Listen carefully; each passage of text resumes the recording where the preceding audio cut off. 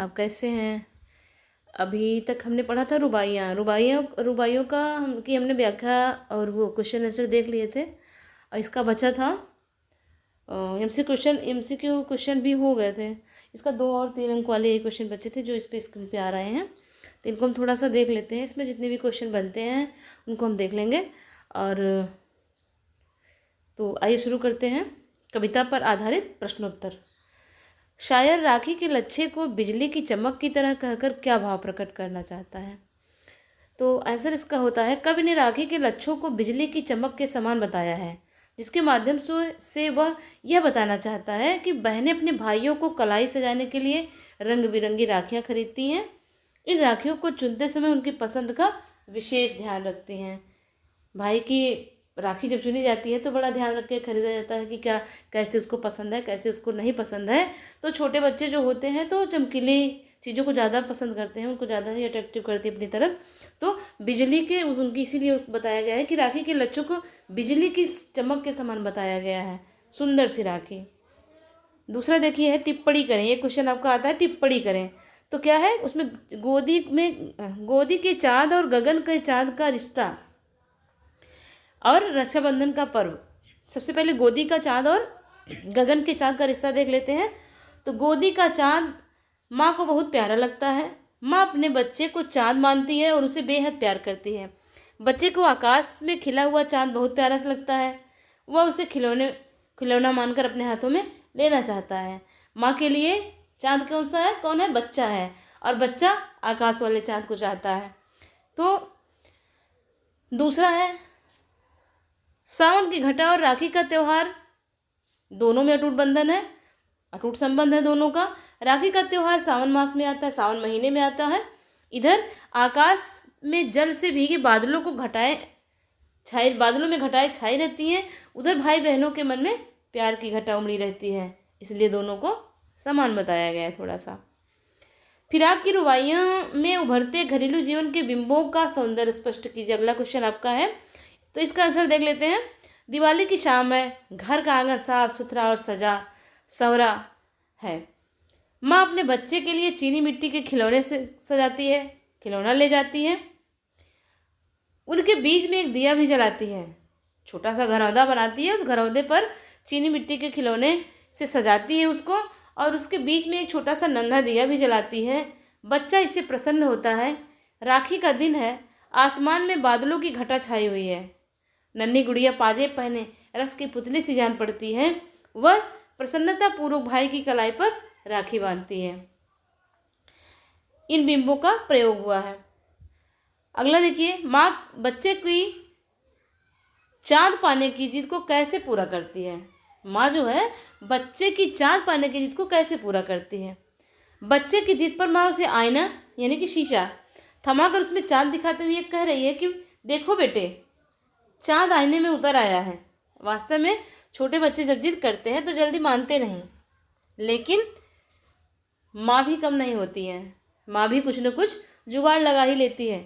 ऐसे में जब उनकी मनपसंद वस्तु उनके सामने मिल जाती है तो वे शांत हो जाते हैं, और नहीं मिलती तो वो शांत नहीं होते।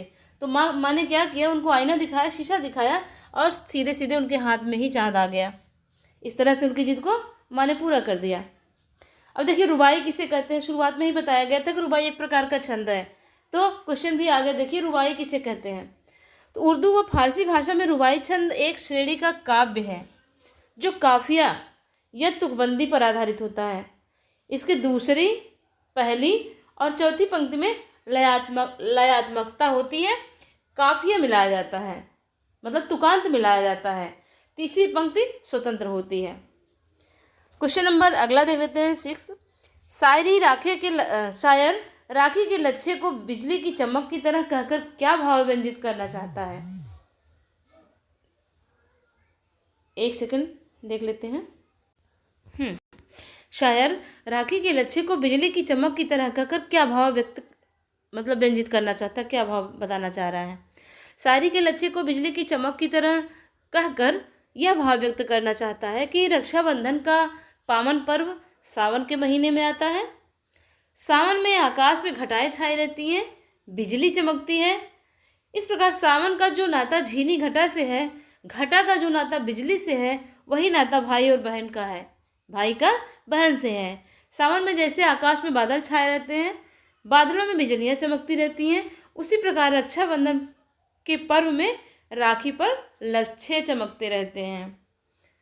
तो अगला क्वेश्चन देखते हैं, फिराक की रुबाइयों में उभरे घरेलू जीवन के बिंबों का सौंदर्य स्पष्ट कीजिए। दीपावली की शाम है, घर का आंगन साफ सुथरा और सजा संवरा है। माँ अपने बच्चे के लिए चीनी मिट्टी के खिलौने सजाती है, उसके घरौंदे भी बनाए जाते हैं, दिया भी जलाती है उसमें। उस समय उसके चेहरे पर प्रेम, खुशी और वात्सल्य के जो भाव हैं, ये सुंदर बिंब बनाकर कविता में उभरे हैं। यही सब सुंदर बिंब बनकर कविता में उभरे हैं। अगला क्वेश्चन है, फिराक गोरखपुरी की रुबाई के आधार पर माँ बच्चे को खिलाने और प्रसन्न करने का दृश्य प्रस्तुत कीजिए। अच्छा, ये देखिए क्वेश्चन क्या है कि फिराक की रुबाई के आधार पर माँ द्वारा बच्चे को खिलाने और प्रसन्न करने का दृश्य प्रस्तुत कीजिए। इसका देखिए क्या आंसर होता है। यह दृश्य वात्सल्य रस से पूर्ण है। माँ अपने बच्चे को चाँद का टुकड़ा मानती है। वह उसे कभी अपनी गोदी में लिए हुई आंगन में खड़ी है, कभी उसे अपने हाथों से झुलाती है, तो कभी हवा में उछाल देती है। इस प्रकार बच्चे का यह वात्सल्यपूर्ण दृश्य मनोरम है। अगला क्वेश्चन है, माँ द्वारा बच्चे को नहलाने धुलाने का वर्णन अपने शब्दों में कीजिए। माँ अपने शिशु को साफ स्वच्छ जल से नहलाती है और अपने हाथों से जल को उछाल कर बच्चे पर डालती है। बाद में वह माँ उस बच्चे के अपने गीले बालों में कंघी करती है। कंघी के बाद जब वह बच्चे को थाम कर कपड़े पहनाती है तो बच्चा बड़े मधुर प्यार से माँ की ओर निहारता है, बड़ी आत्मीयता के भाव से माँ को निहारता है। इस तरह कवि ने माँ का अपने बच्चे के प्रति वात्सल्य का भाव प्रकट किया है। अगला क्वेश्चन देखिए, बालक द्वारा चाँद मांगने जिद का वर्णन अपने शब्दों में कीजिए। कवि बच्चों के स्वाभाविक जिद के भाव को प्रकट करते हैं। बालक आकाश में खिले चाँद को देखकर उसे पाना चाहता है। वह मानता है कि चाँद भी एक खिलौना है, उसे हर खिलौनों की तरह चाँद भी एक खिलौना ही लगता है, अतः वह जिद कर लेता है। माँ उसे बहलाने के लिए दर्पण में चाँद का प्रतिबिंब दिखा देती है, जिससे बच्चा प्रतिबिंब को देख करके प्रसन्न हो जाता है। अगला क्वेश्चन देखिए, रुबाइयाँ के आधार पर घर आंगन में दिवाली और राखी के दृश्य बिंब को अपने शब्दों में समझाइए। अथवा इसी का दूसरा भी क्वेश्चन बन सकता है, फिराक की रुबाइयों में उभरे घरेलू जीवन के चित्रों को स्पष्ट कीजिए, प्रस्तुत कीजिए। इस तरह से क्वेश्चन चाहे जो भी आए, लेकिन आंसर इसका एक ही होगा। इसको देख लेते हैं। ये देखिए, फिराक की रुबाइयों में उभरे घरेलू जीवन के चित्रों को स्पष्ट कीजिए, अथवा घर का आंगन, दिवाली और राखी के दृश्यों को प्रस्तुत करना, दृश्य बिंबों को प्रस्तुत करना है। तो देखिए, दिवाली की शाम है, घर का आंगन साफ सुथरा और सजा संवरा है। माँ अपने बच्चे के लिए चीनी मिट्टी के खिलौने सजाती है, उसके बीच में एक दिया भी जलाती है। बच्चा इससे प्रसन्न हो उठता है। राखी का दिन है, आसमान में बादलों की घटा छाई हुई है। नन्ही गुड़िया जो है पाजेब पहने हुए पुतली सी जान पड़ती है। वह प्रसन्नतापूर्वक भाई की कलाई में राखी बांध रही है।